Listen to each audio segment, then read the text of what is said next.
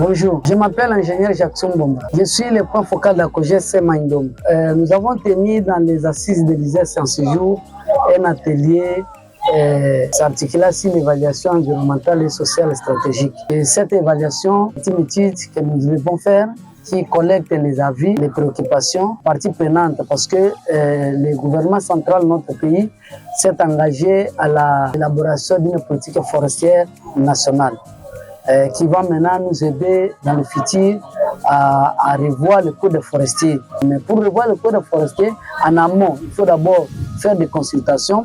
Cette consultation, c'est-à-dire recueillir les avis et les préoccupations des parties prenantes, notamment la communauté locale et peuples autochtones. Nous avons les ETD, nous avons le ministère de l'Environnement, c'est qu'il y a les autorités coutumières, la société civile. Ces gens doivent émettre leurs avis.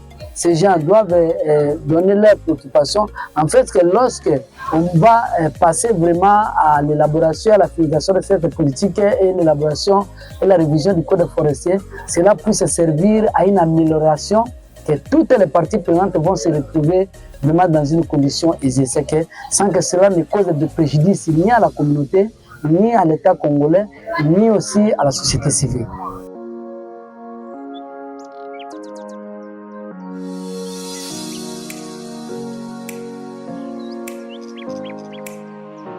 Bonjour, mon nom c'est M. Isidore Bolikala, je suis le président du cadre de concertation provinciale de la société civile Maïndombe. La COGES est en train de voir, d'analyser les documents qu'on appelle le plan forestier national, sur les impacts qu'il peut avoir dans la communauté comme dans la forêt un peu partout par rapport à son application effective au terrain et dans les pays. La population de Maïndombe peut s'attendre que leurs préoccupations, comme c'est un problème de consultation, d'apporter les impacts, que les impacts environnementaux seront pris en compte par rapport aux assises que nous tenons ici présents.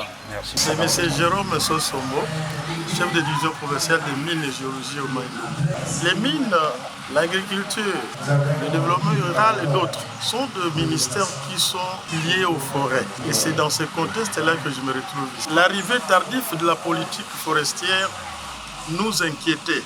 Parce que si vous voyez que tout le monde est presque lié aux forêts, ce sont des communautés qui sont habituées aux forêts. Nos ressources, c'est la forêt. Mais jusque-là, on n'avait que le code forestier, mais sans politique. Donc voir aujourd'hui la politique de la forêt, c'est déjà une bonne chose parce que nous devons nécessairement retoucher le code minier, mais de quelques modifications. Il fallait que le code minier puisse connaître quelques modifications, d'autant plus qu'il y a une nouvelle politique. Parce que les enjeux climatiques, que tout le monde est impliqué maintenant, nécessitent qu'il y ait une politique qui vient de prendre en compte maintenant ces enjeux. Puisque les enjeux actuels sont incorporés, et que la communauté est déjà bénéficiaire parce qu'il y a des projets spécifiques pour les colos et les peuples autochtones pygmées. Donc comme ils ont déjà des projets spécifiques à eux, alors là, cette politique pouvait être que bénéfique aussi pour eux. Merci beaucoup, l'activité a été vraiment à son jour. Vraiment tout s'est passé bien, il y a eu vraiment une ébullition grande. Les participants ont vraiment loué l'initiative du gouvernement central et ont loué aussi la technique que la COGES avait utilisée pour qu'ils puissent mener cette étude. C'est-à-dire selon la technique que nous avons élaborée pour atteindre les gens qui vont vraiment faire ressortir leurs recommandations, il y avait un questionnaire qui avait été élaboré par COGES dans la présentation et les gens qui ont été comme participants se sont répartis en 4 groupes et ces groupes devaient discuter de ces questions-là pour donner des réponses, en fait aussi donner des recommandations et leurs avis. Voilà pourquoi nous avons aussi 4 groupes, 4 focus groupes qui ont traité les différentes questions qui ont été mises dans la présentation.